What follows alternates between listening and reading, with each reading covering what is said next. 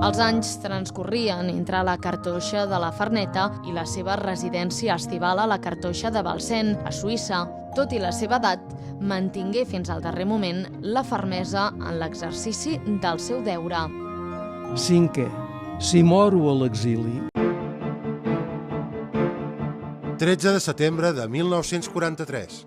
Mentre la Segona Guerra Mundial s'abatia sobre Europa, Francesc Vidal i Barraquer va morir a la ciutat suïssa de Friburg, on es trobava per recuperar-se d'una malaltia.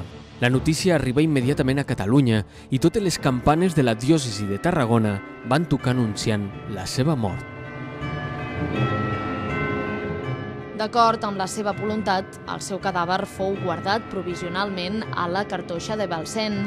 Allí romandria durant 35 anys, esperant el retorn a casa, acompanyat per la significativa frase He estimat la justícia i he detestat la iniquitat. Per això moro a l'exili.